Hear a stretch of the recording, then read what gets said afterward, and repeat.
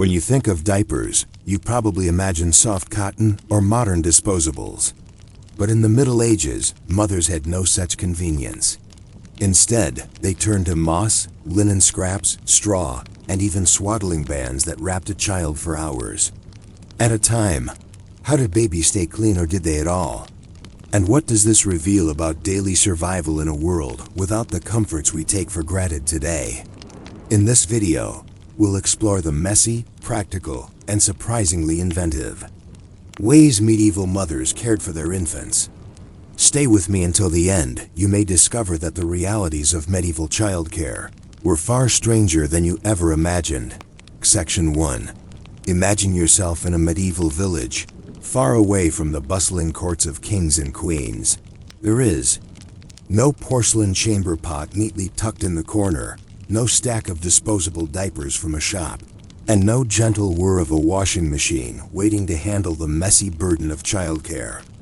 Instead, you are a mother in the 12th century, sitting in a timber-framed house with a thatched roof, trying to keep your baby clean and comfortable with the tools available to you. To understand how mothers approach something as ordinary as diapers, you must first step back and consider the world they lived in. Hygiene was not a concept as we know it today. The average peasant family had little access to clean water.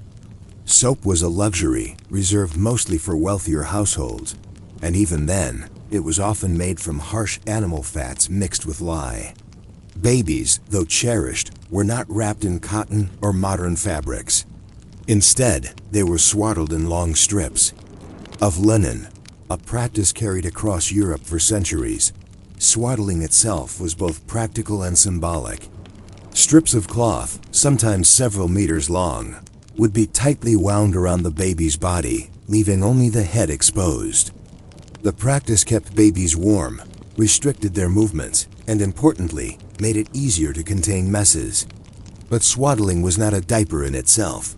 When accidents happened, and they did frequently, the cloth had to be carefully unwrapped, cleaned if possible, or simply dried out near the hearth and reused. The cycle repeated day after day. You might imagine the smell of a medieval household filled with damp cloths, straw, and smoke from the fire. Most families did not wash swaddling bands daily. Washing required labor, fetching water from the nearest stream or communal well, heating it in an iron or clay pot, and scrubbing cloth by hand with ash or sand. For this reason, many families relied on absorbent materials placed inside the swaddling. Moss, for example, was common in parts of Scandinavia and Northern Europe. Mothers would line the cloth with soft, dried sphagnum moss, which absorbed liquid and could be replaced more easily than washing entire bands of linen. Elsewhere, straw, hay, or wool scraps might be used. These natural materials were cheap and readily available. Of course, they were not particularly comfortable, and they came with risks. Moisture and warmth made ideal breeding grounds for insects, bacteria, and rashes. Medieval records, though sparse on such intimate details, suggest that infant mortality was already high, and poor hygiene likely contributed. Yet these methods persisted because they were practical. Wealthier families had more options.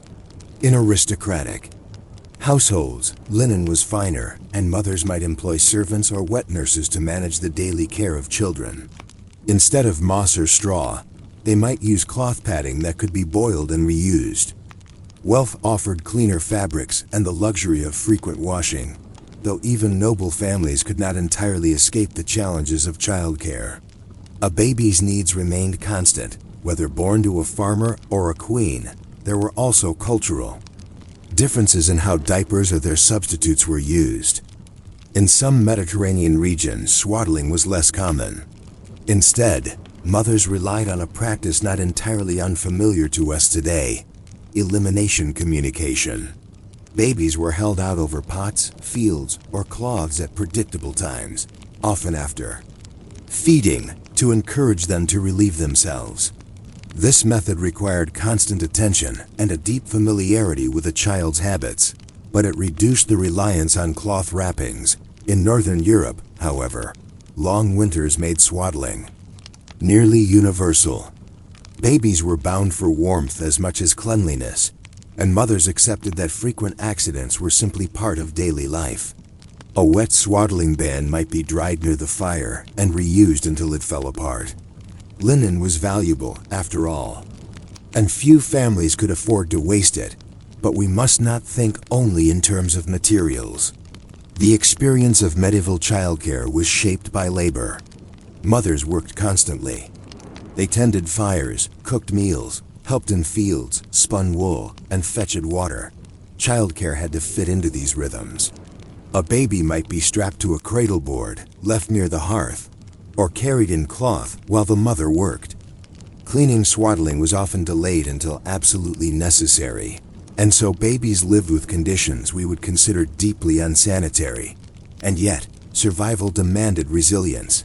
Children grew despite these challenges.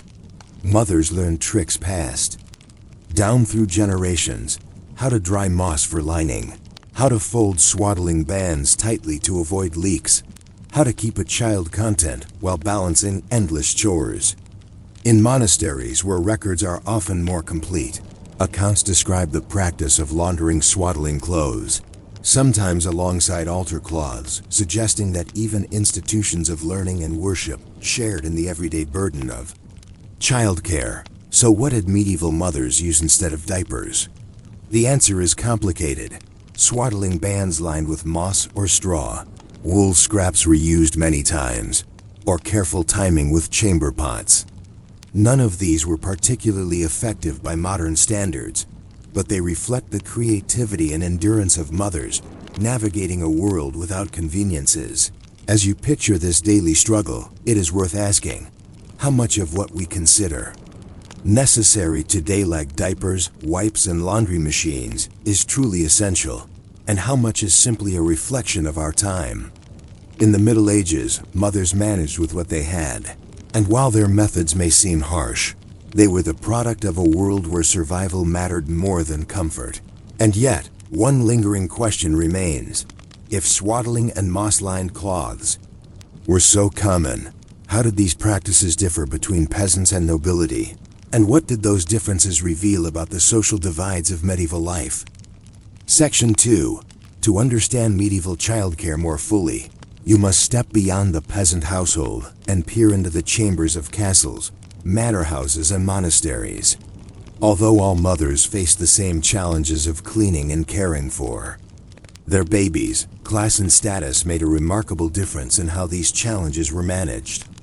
The very same issue, a crying infant in need of a clean wrapping, looked very different depending on whether you were a peasant woman tied to fieldwork or a noble lady surrounded by servants. Let us begin with the noble household.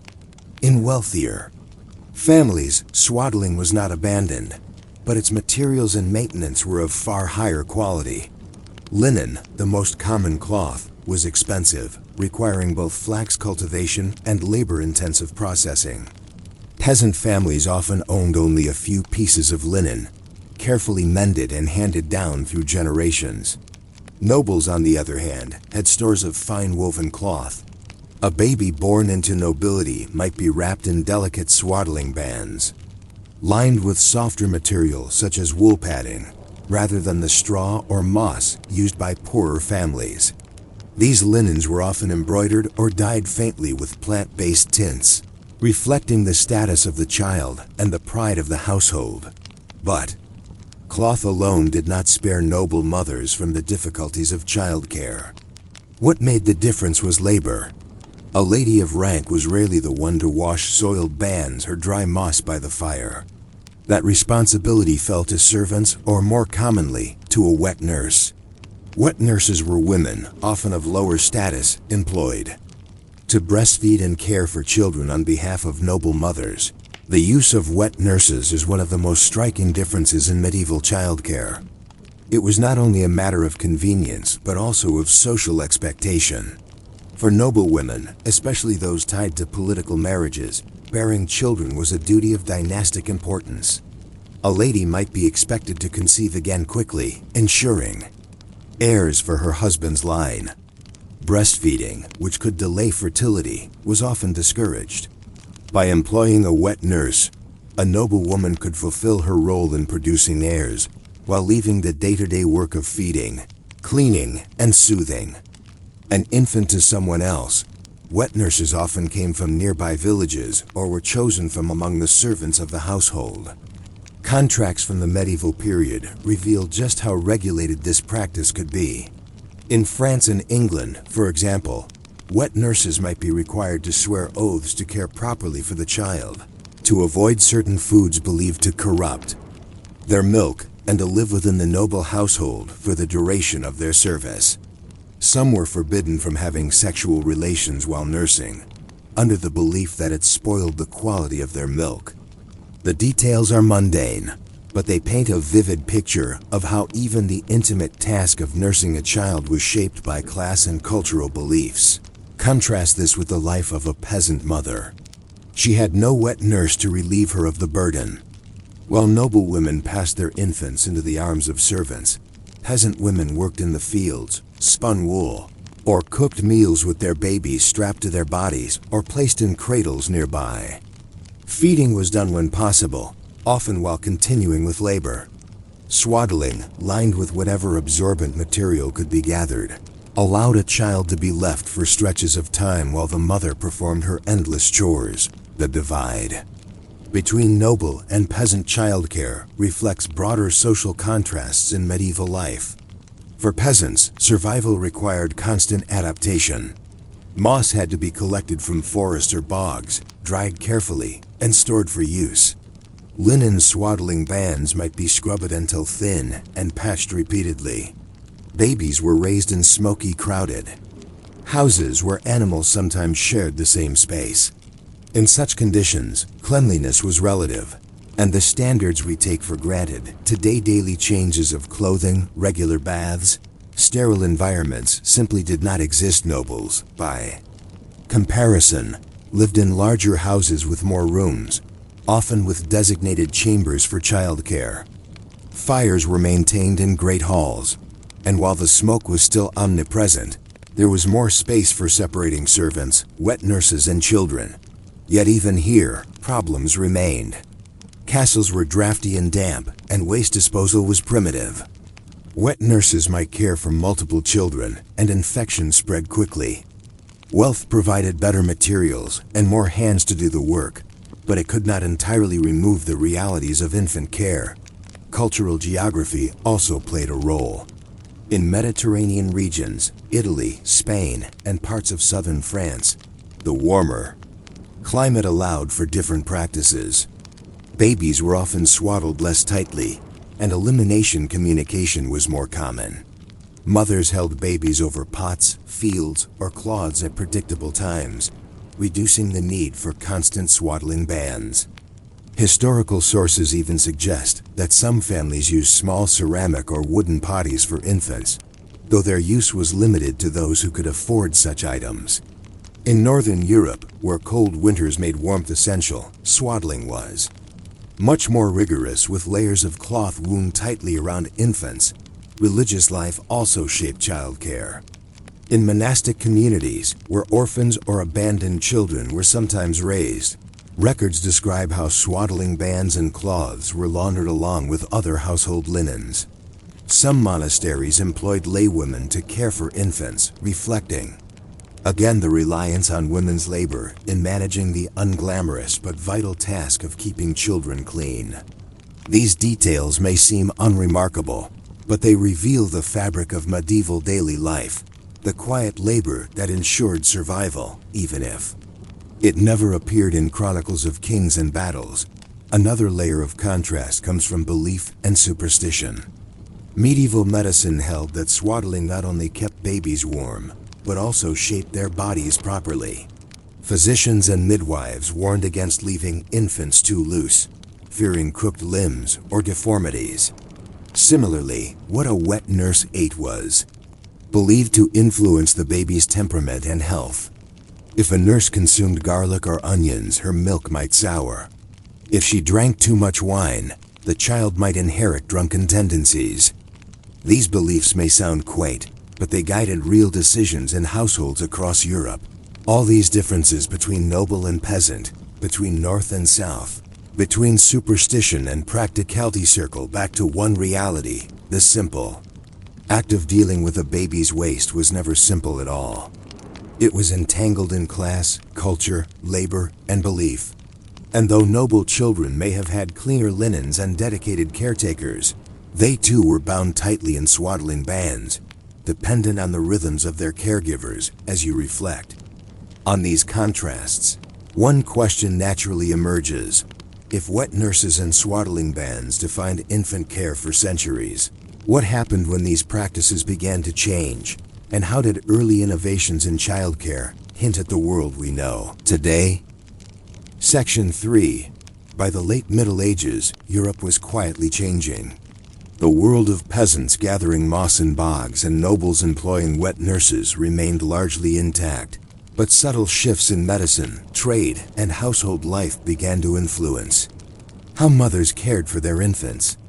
To see these changes, you must look not at the great events of history, wars, coronations, or treaties, but at the smaller details that unfolded in kitchens, nurseries, and market stalls. One of the first shifts came through fabric itself.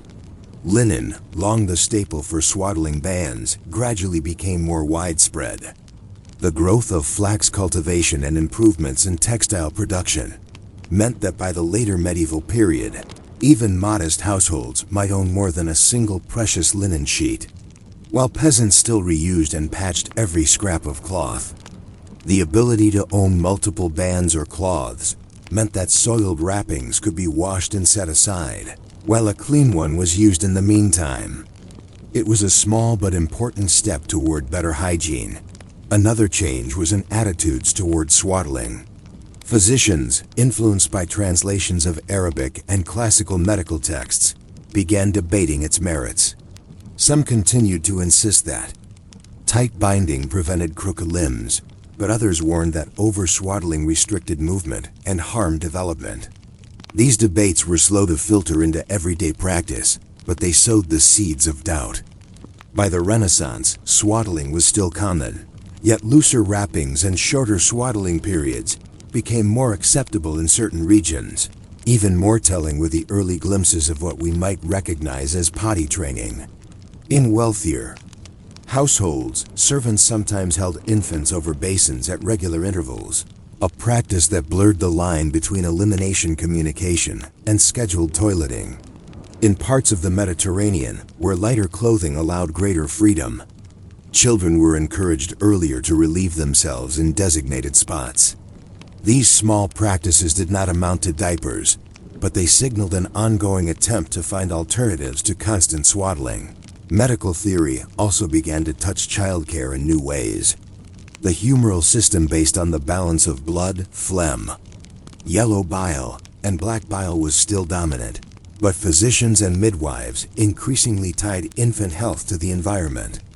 They advised that children should be kept clean, exposed to fresh air, and not bound excessively. While such advice may not have reached every peasant family, it did influence wealthier households where physicians had greater access. As ideas trickled downward, practices began to shift in ways too gradual to notice day by day. But visible across generations, trade, too, played a quiet role. The growth of commerce introduced new goods into Europe, including cotton from the Mediterranean and later from overseas trade. Cotton was softer and more absorbent than linen, though still far too costly for most peasants. Yet its very presence hinted at the possibility of different kinds of fabric for infant care.